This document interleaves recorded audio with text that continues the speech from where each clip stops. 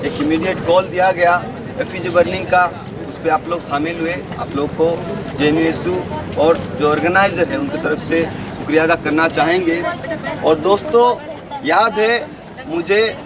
जनवरी का वो 17 तारीख जिस पे रोहित की हत्या की गई थी, हम लोग इसी तरह से उस दिन कैंपेन कर रहे थे और एक इमीडिएट एफिजी वार्निंग का कॉल दिए थे। और उस दिन से देख लीजिए दोस्तों, आज इतने महीना हो गया है, रोहित को लेकर के जो लड़ाई है उसको किस तरह से तोड़ने की कोशिश की गई, साजिश की गई। उसी दिन से आप देख लीजिए, रोहित को जब हत्या हुआ, उसके हत्या पे बात करने के बजाय लोग उस पर राजनीति किए। हम लोग देखे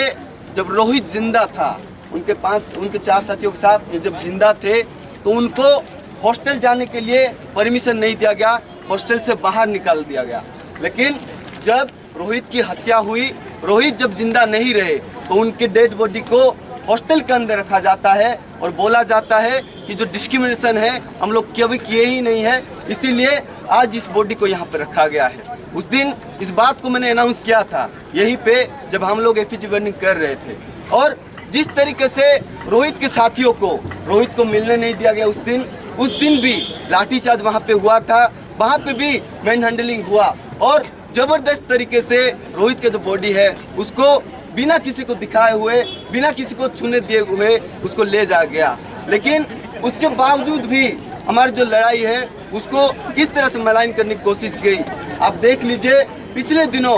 पार्लियामेंट के अंदर जिस तरह से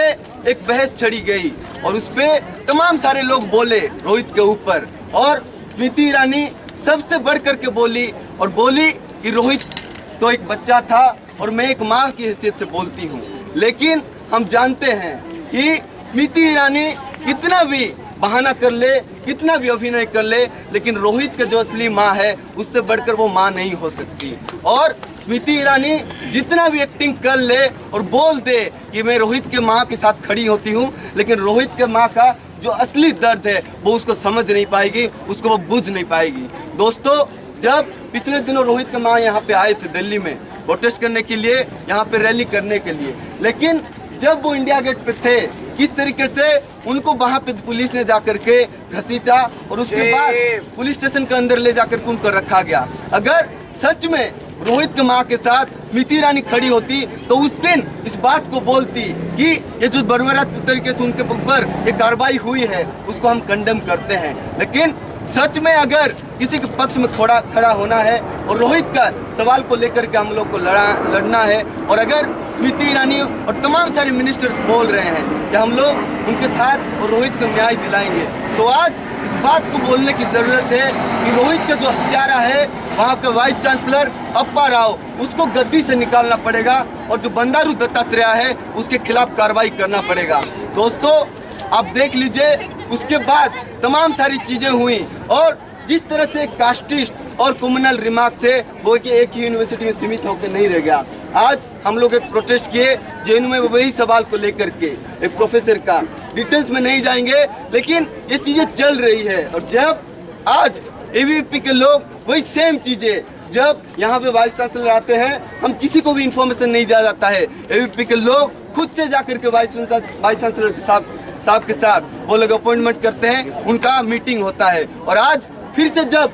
अप्पा राव आया है यूनिवर्सिटी ऑफ हैदराबाद पे तो ABVP का वहाँ पे मीटिंग होता है। और जिस तरीके से मेरे पहले साथी ने कहा कि ABVP और एडमिनिस्ट्रेशन को जो चमचे थे वो लोग मिल करके बाकी लोग के ऊपर अटैक किए, और जो अटैक में तोड़फोड़ हुई उसका जिम्मेवार जो रोहित के साथी थे और वहाँ के जो स्टूडेंट थे, कॉमन स्टूडेंट जो रोहित के पक्ष में खड़े होकर के प्रोटेस्ट कर रहे थे और टीचर थे, उनके ऊपर लद दिया गया। लेकिन ये जो लड़ाई है हम लोग जानते हैं कि JNU के ऊपर जरूरी रूप से, और इस बात को हम लोग मानते हैं कि जरूरत रोहित का सवाल को लेकर के हम लोग लड़ाई लड़ रहे थे तो हमारे ऊपर एक अटैक हुआ है और उसी का टारगेटिंग करते हुए JNU के ऊपर अटैक हुआ और पूरा जो मुद्दा है उसको डाइल्यूट करने की कोशिश की गई। लेकिन हम लोग इस बात को हर एक आंदोलन में, हर एक प्रोटेस्ट में इस बात को पुरजोर तरीके से रखे हैं कि रोहित का जो सवाल है उसको हम लोग को मिटने नहीं देना है। जब तक रोहित एक्ट को पास नहीं कर दिया जाता, एनेक्ट कर नहीं दिया जाता,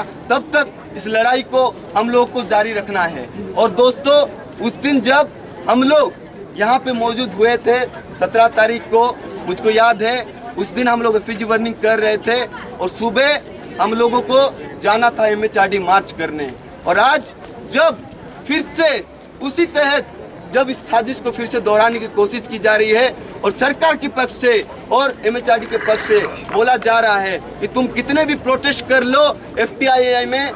139 दिन तक, लेकिन हमारे जो पिट्ठू है इसको बिठा करके रहेंगे। तुम कितने भी प्रोटेस्ट कर लो रोहित वेमुला के सवाल पे, लेकिन हमारे जो इरादे हैं उसको हम लोग कामयाब बनाएंगे। तुम कितने भी प्रोटेस्ट कर लो चाहे किसी भी यूनिवर्सिटी में भगवाकरण के खिलाफ, लेकिन हमारे जो पॉलिसी है RSS का उसको लागू करके हम दिखाएंगे। ये लोग जब एकदम बैकफुट पे गए थे रोहित के सवाल पे, लेकिन कुछ मुद्दा ला करके इसको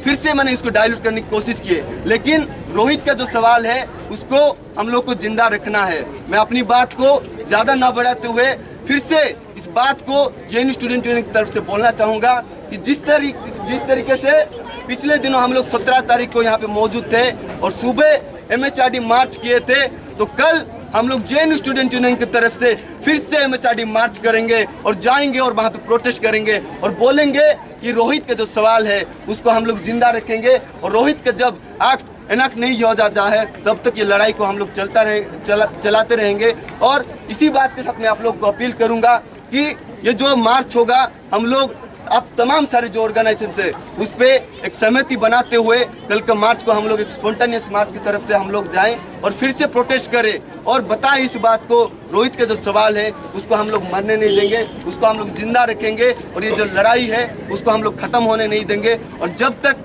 रोहित को न्याय मिल नहीं जाता है, जब तक रोहित के बाकी साथियों को न्याय नहीं मिल जाता है, जब तक रोहित की मां को न्याय नहीं मिल जाता है, इस लड़ाई को हम लोग चलाते रहेंगे। बस इसी के साथ मैं अपनी बात खत्म करूंगा। आप सभी लोगों का बहुत बहुत शुक्रिया।